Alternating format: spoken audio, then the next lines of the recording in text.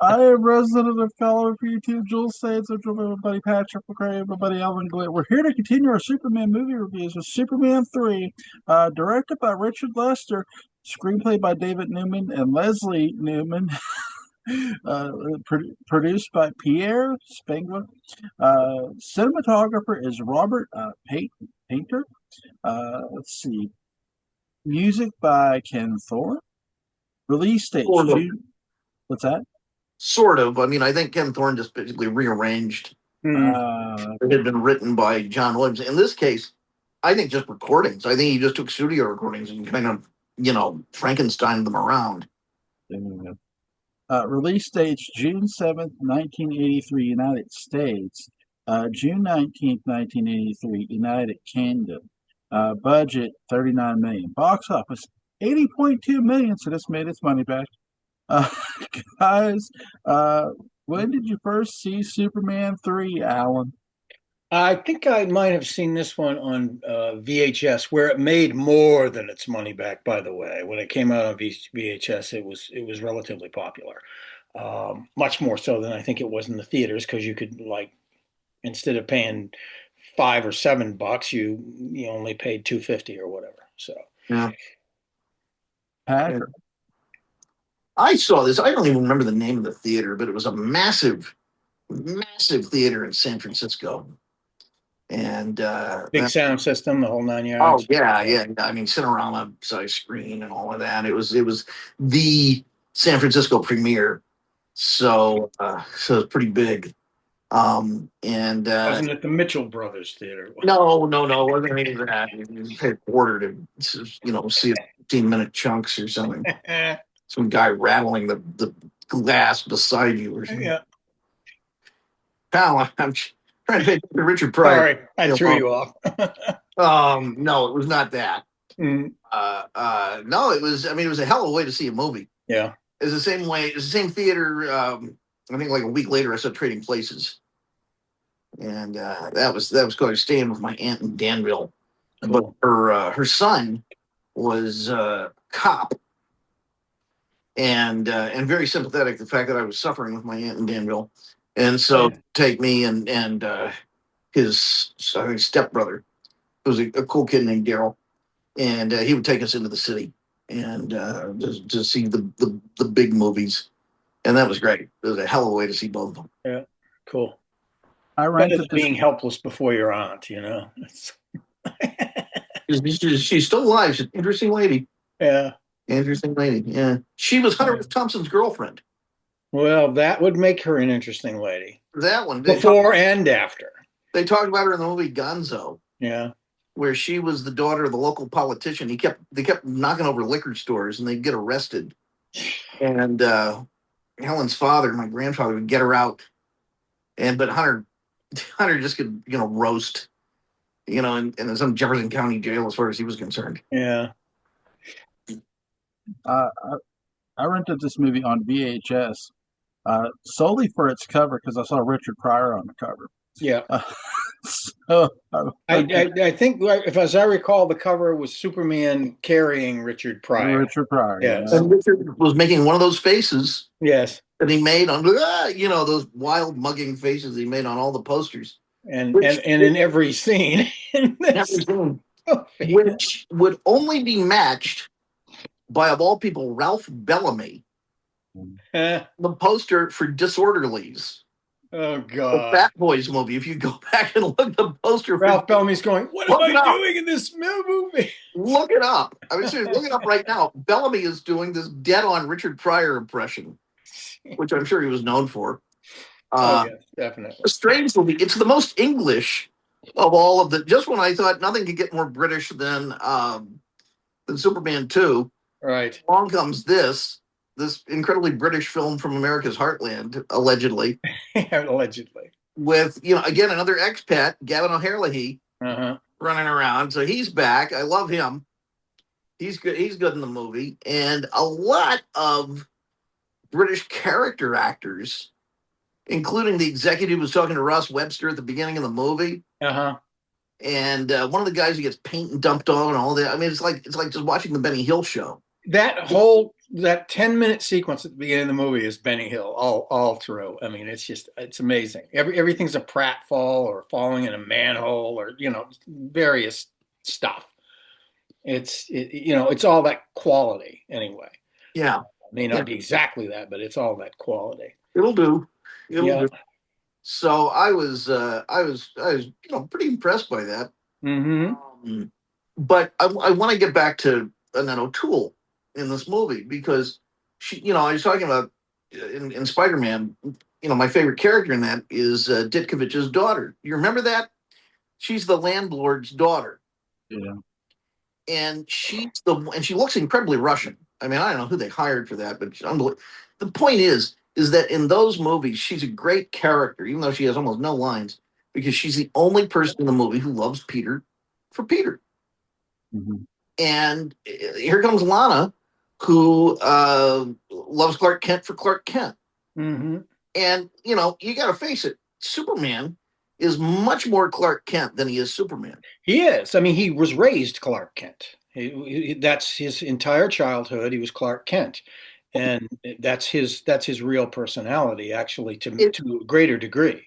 It is. And, Superman is the weird role play that he does. Because, in all honesty, he would be neurotic. He would be clumsy because he's constantly trying to figure out his own strength. It's always fluctuating. Yes. It lives in terror of, ripping his parents apart if he tried to hug them or something. Yeah. And so, yeah, he's going to have a lot of those qualities. And I think Christopher Reeve's performance in this movie is really good. I think it's very underestimated. This is a movie that has some glaring weirdness to it.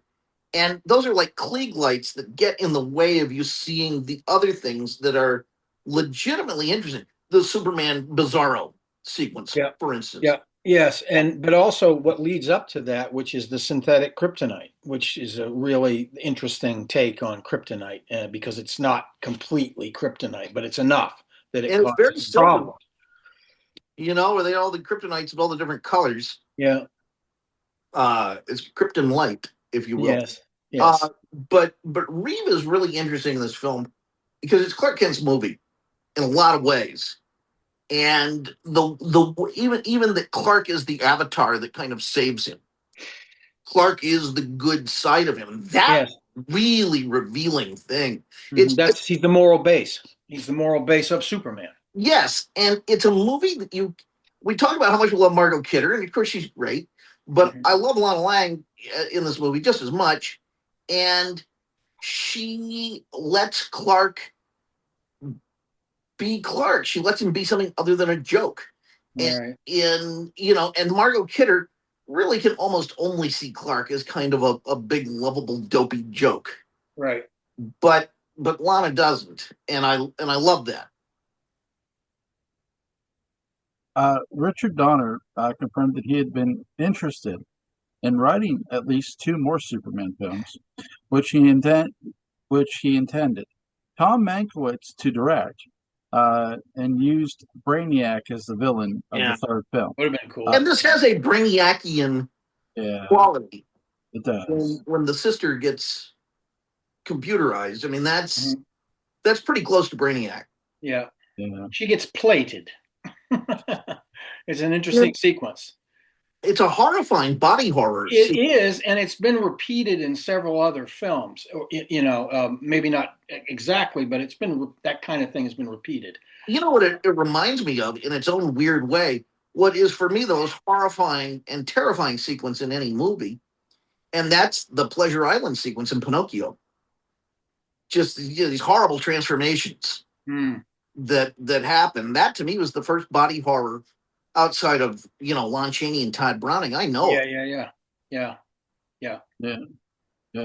Sure. So let's see. We all know Donner departed the series during the production of Superman 2. This film was announced at the 33rd Cannes Film Festival in May of 1980. December 1980. Producer, I'm not going to even try that, wrote a treatment for this film that included Brainiac. Mr. Mipstick, and Supergirl. So Pitlick. Yeah, the treatment was released online in 2007, so you can get it there. So the Mr. Guy, he portrayed in the outline various from his comic counterpart as he uses his abilities to cause chaos. Dudley Moore was the first choice to play the role in the treatment. Brainiac was from, Kulu, and had discovered Supergirl in the same way that Superman was found by Jonathan and Martha Kent. So the original treatments for this movie did include Brainiac, but that obviously changed. So there you go. My God. Can I tell you something rewatching this? Yes, you may. The opening of this more felt like a Batman. Like a 66 66 Batman movie. Yeah, 66 Batman. Yeah. Yes, Yeah. it does. Absolutely. It's a comedic quick cut kind of thing. Which of course our friendly neighborhood director was known for from the 60s. So it doesn't surprise me. It's one of the things I don't mind the humor in this movie. I think that first 10 minutes is a little intense and tends to work against some of the tone of the rest of the movie. Yeah, you just wonder, what does this have to do with Superman? Right. It's not an entryway into the rest of the movie. It's almost like a separate thing.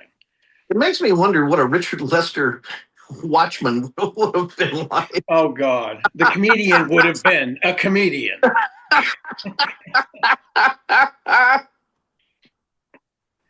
Just an incredibly sleazy version of the first 10 minutes of this film. Yes.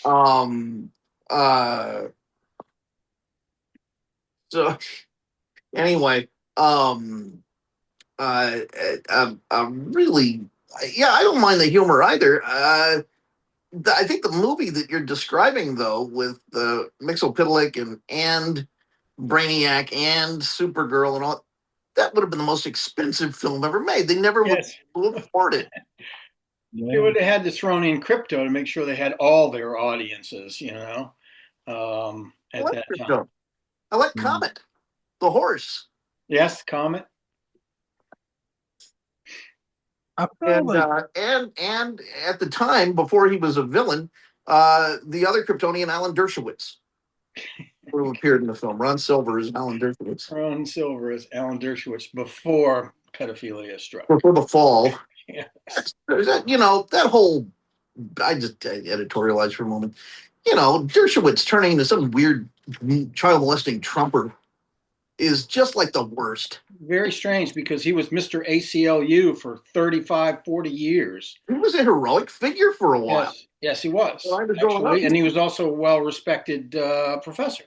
He was. He was one of my heroes growing up, and it's like, no. It happens. I used to like James Woods, too. John Voight? Yeah. I still can watch John Voight because he's that good of an actor, but it's harder now. We'll have to review Deliverance one day. I have a theory on that. Oh, Deliverance is great. That would be a great review. Absolutely. Yeah. Robert Vaughn is absolutely. By the way, shout out to Chris Fred on Facebook. Robert Vaughn is amazing. What a great actor to play your heel. I mean, he's top notch in this movie. He's basically. It's interesting because late in his life, he did these commercials for Joe Bornstein, attorney at law. Oh yeah, and he's the same character. He's wearing the same vest. Yeah. He had these weird scoop vests. Yeah, he used to like to wear. Yeah. Which made his chest look gigantic too. A lot of times when he especially when he had to be down, made him look, buff and so on. Love him. I loved him as a human being too. I mean, he was a great political wit. Wow. He was incredibly smart, incredibly intelligent, well read. Jewel, if you want to see some prime Robert Vaughn, go to YouTube and look up Robert Vaughn firing line. Oh yeah. Oh, it's awesome. He's incredible. He is Buckley's diametrical opposite. And his equal. Totally. He is so well researched and so well read and so well spoken. Buckley can't help but love him. Yeah, Buckley doesn't sneer at him. Not at all. He attempts it once or twice, but he can't do it. And usually Buckley would sneer at almost any opponent at some point in the debate. But he couldn't get Vaughn. No. And he knew it. And I think at a certain point he didn't even want to try. No, I think he respected his thinking. You know, even if he didn't agree with it. I'll tell you, he didn't say he agreed with it. No, he'd never say he agreed. But I think he probably had to. Vaughn's reasoning is impeccable. Well, it was. I think, Bill Buckley would bow to logic. I mean, sure. At some point. But it did. I think it shook his belief system a little bit. No doubt about that. That whole conversation that they had. It was more of a conversation than a debate, actually. It was. And Vaughn's historicity is, awesome. Yeah, he's in his vocabulary equals or exceeds that of Buckley in places. He is like a political Vulcan. Mm-hmm. Yeah. And he doesn't, including the completely cool demeanor. Yeah. He has, it's like, this is so far afield from what we're talking about, but who cares? Vaughn is like a political visitor from the future. Yeah. Who has seen how everything's going to go, and nothing Buckley says is going to throw him because he's already been to the future. He's already seen what was going to happen. He's already seen the helicopter fall off the hotel in Saigon or whatever. He's seen all of that stuff. Yeah. What a bright guy. Yeah, in Buckley's book Cruising Speed, which all these books collected his editorials. He has a really good one called Candidate from U.N.C.L.E., where he writes about fun. Yeah, it's a great essay. Cool. So, filming of this movie, by the way, principal photography began on June 21st, 1982. Of the interior scenes were shot at Pinewood Studios outside London. The junkyard scene was filmed on the back lot of Pinewood, by the way. The coal mine scene was filmed in Battersea Power Station. Most exteriors were filmed in Calgary because of tax breaks for film companies. Superman's drinking was filmed at the St. Louis Hotel in downtown East Village. Calgary, while other scenes such as the slapstick comedy opening were shot several blocks to the west. While the computer set was created on the 007 stage, the exteriors were shot at Glen Canyon in Utah. So there you go.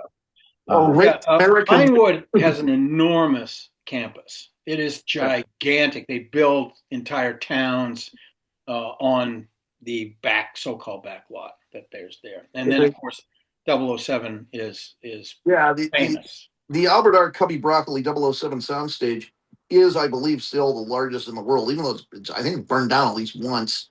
And it was so big. How big was it? It was so big. It was built for Spy Who Loved Me to put, like 2 submarines in and the interior. Which they absolutely did. And they built it, and then Ken Adam and Louis Gilbert had no idea how to light it. And so they brought in Stanley Kubrick. And Stanley Kubrick was a hidden hero on Spy Who Loved Me because he figured out how to light it. Cool. Yeah.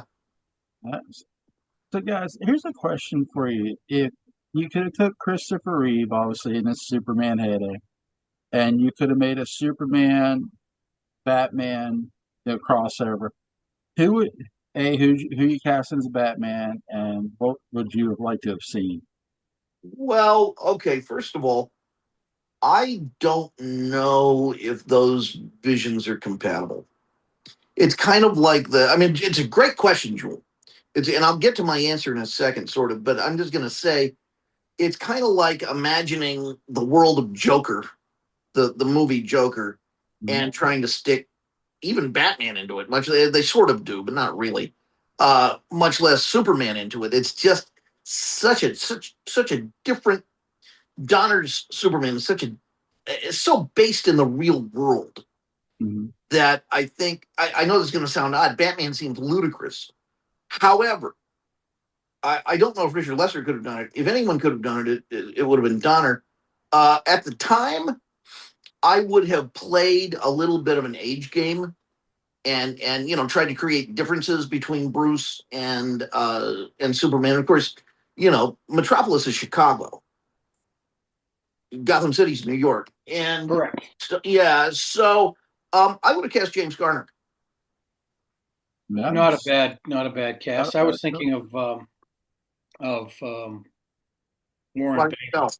Who? Warren Beatty was still. Warren Beatty would have been fantastic. Yeah.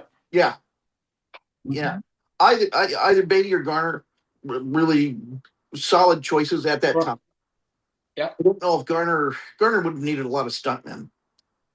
No, it's true. As long as his knees were serviceable at the time, he wouldn't need a lot of stuntmen because he loved doing his own stunts and his own driving too. Yes, he did. He was basically a race car driver. Yeah. Well, Grand Prix. Yeah. Isn't he in that? Yeah. I'm going to pick a little bit of a different actor, though, age-wise. Jimmy Wall. I'm going to pick Chuck Heston here for Batman. Oh God, yeah. I mean, that would have been a really, really, really interesting film because you would have had this incredibly dark, bitter cynicism that Heston would have brought to it. And Reeves' own, not naivete at all. Christopher Reeve plays Superman like a good Spielberg protagonist. He's a character who's lost his innocence, but not his optimism. Yeah, absolutely. Guys, what's your favorite scene in this movie, or least favorite scene, perhaps? I'll go positive and say the whole Jungian Freudian split personality crazy battle royale in the junkyard. That really appealed to me. The first time I saw the movie, I said, this is interesting. This is different. We're on a different level here.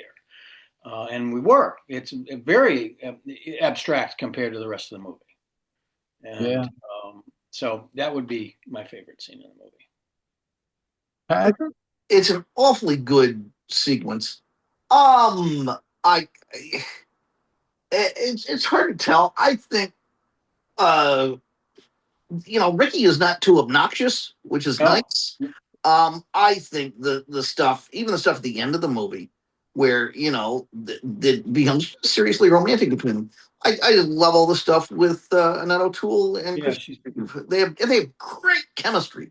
They do. I mean, just when you think Margot Kidder is the last word in chemistry with Christopher Reeve, along comes Annette. Yeah. And I kind of wonder if they were having trouble with Margot Kidder or something like that, and they purposely. I don't know. She's very, very sparingly used in this film. No doubt about that. She is. Well, and she's sparingly used in Superman 4 also. Mm-hmm. Yes. And I like, one of the only things I like in that movie is Mariel Hemingway, who, after Star 80 just did not get many good. I mean, Superman 4 is about the only good part she got. Right. And that's a shame. Wasn't she in Personal Best as well? Well, that was long before. That was. Like That was her coming out party. Literally. Star 80 is where she got the bionic enhancements, and which is one of the only cases where I really think they look pretty good. Not to be sexist, but it seems to fit her frame. But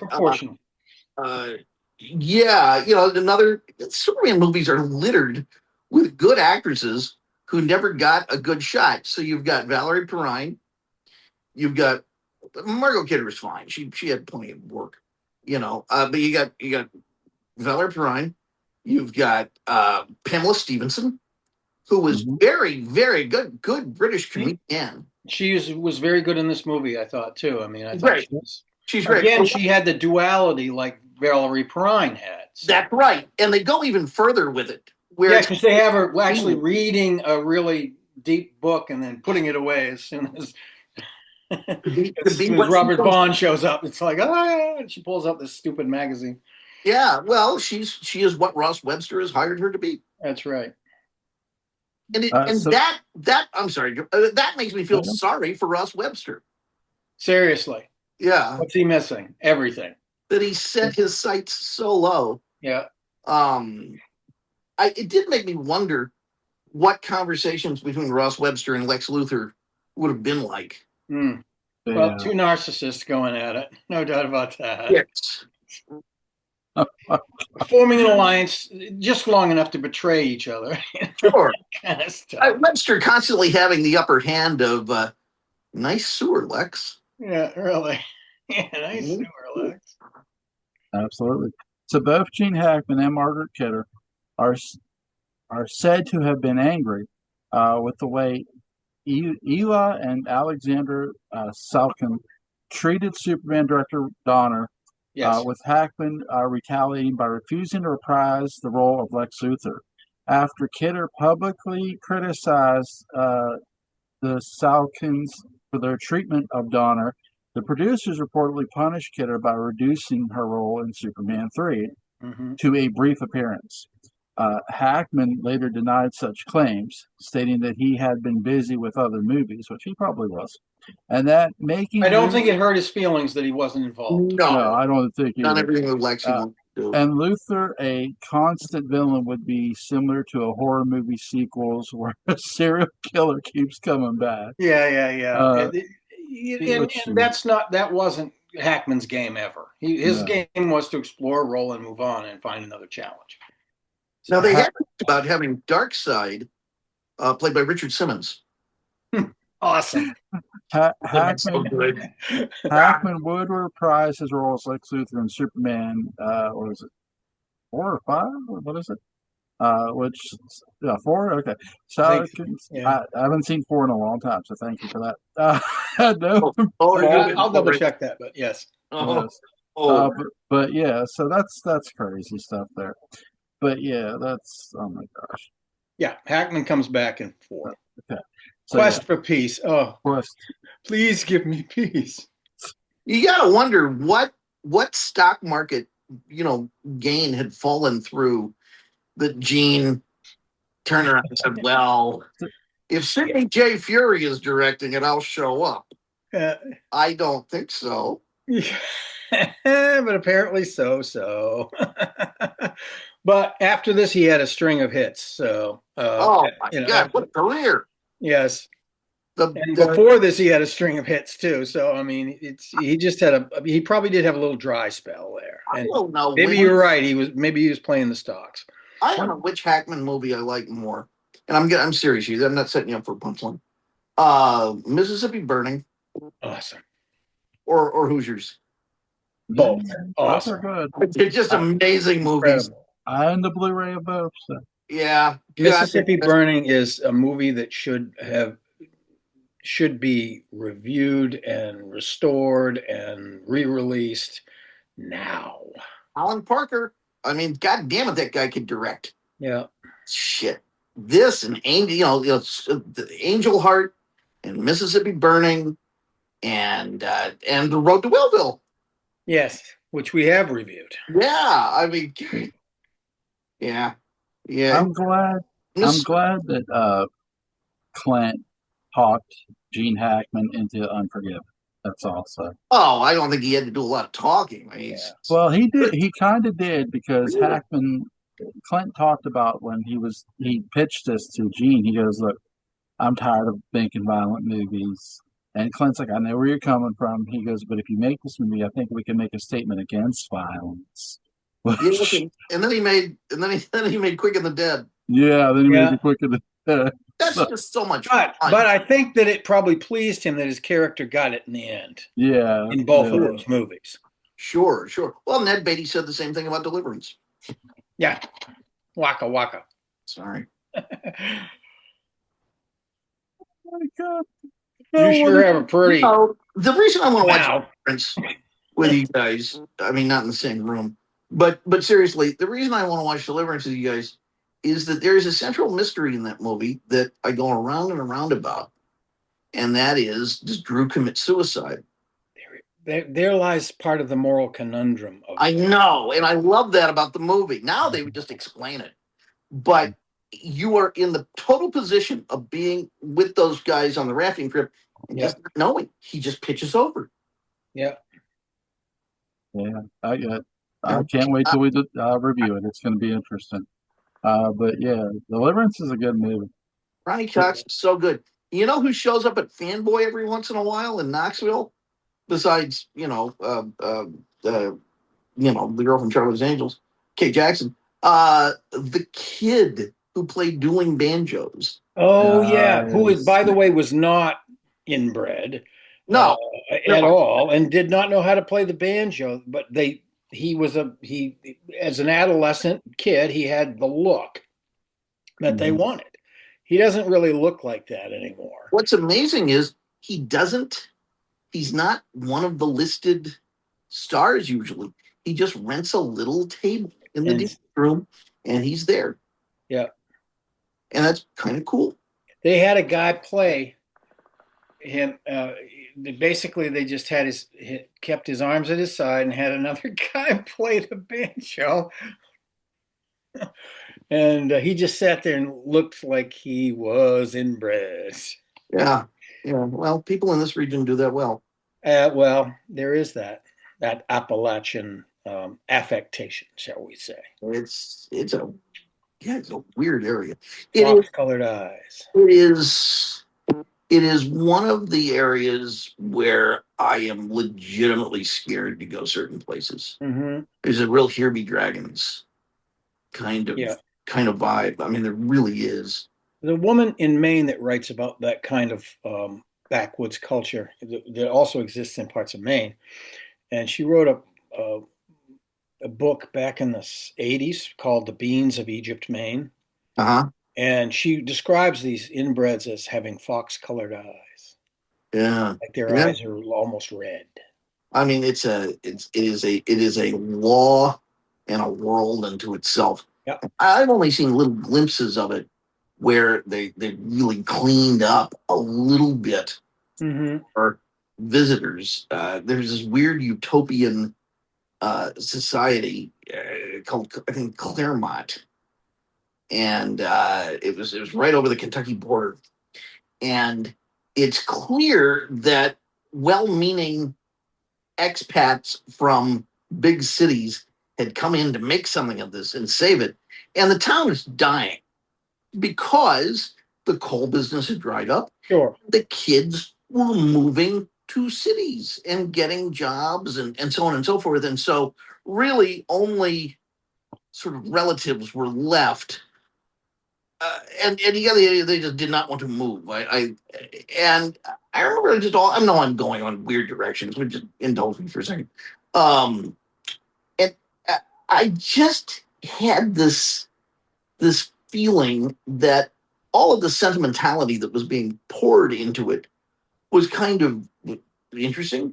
But I kept thinking, the world is covered in ancient temples and things that once were the most important things. Look at those pyramids. My God, imagine opening day, where they cut the ribbon and it was coated in limestone and had a cap of gold on top.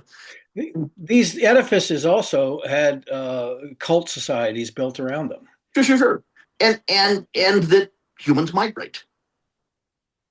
When we don't get our shifts, we migrate. But it makes me just wonder. I don't know what's going on in these towns when the outsiders aren't there. It seems odd. I don't know. It's isolation.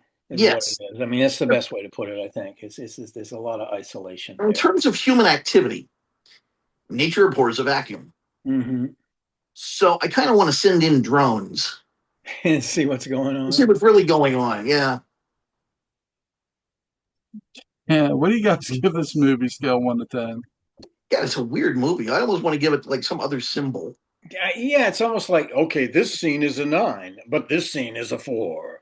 This scene is an 8. This scene is a 6. So it's kind of like that. Roger Ebert had, I learned this from Patrick Oster, who's a wonderful guy. And he worked across, he had the desk across from Ebert for the longest time at the Sun Times, because Patrick was the foreign desk. And he said Ebert's stated mission was this. He said, I have two jobs. Hey, yeah, I'm going to tell you what I thought of the movie. But moreover, I'm going to try and tell you what I think you'll think of the movie. Not in a presumptuous way, but because Ebert was a man. In a way, either to let you know that you should go see it or maybe not. Yeah. So when I look at it through that, I cannot give it a great review. I have to give it about a 7.5. Because it's a mess, and I don't think most people will be geeking out over, Annette O'Toole, Mrs. Michael McKean, an Academy Award nominee for writing Kiss at the End of the Rainbow. But yeah, I think in that sense, it's kind of a mess. It's a mess that's full of weird stuff I like. It's kind of like a Whitman sampler that I open, and also has some guacamole in it.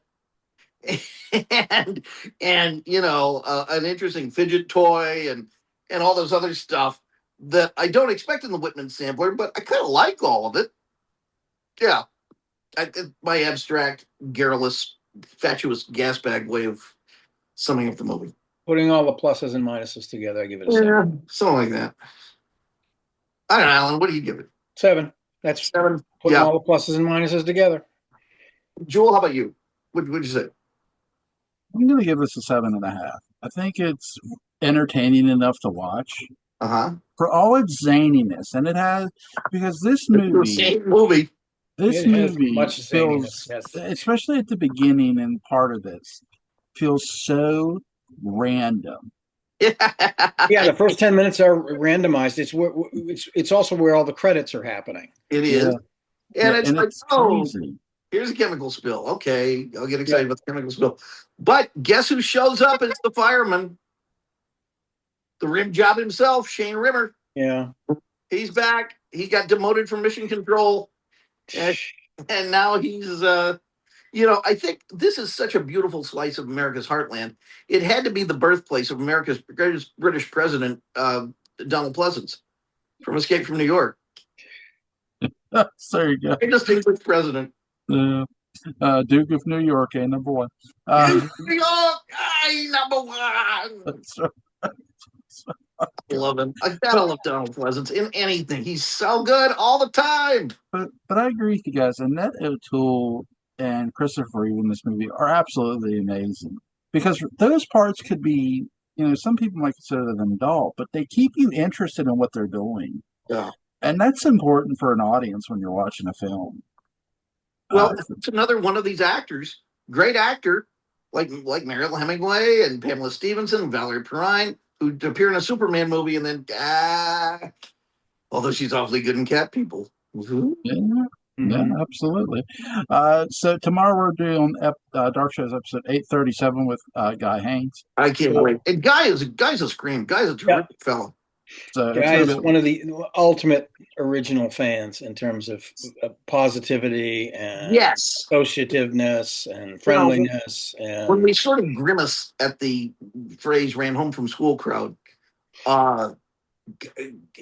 ain't talking about Guy. No, not a bit. Guy is really one of the ultimate ambassadors for Dark Shadows. I think, in every wonderful sense. Yeah. Cool.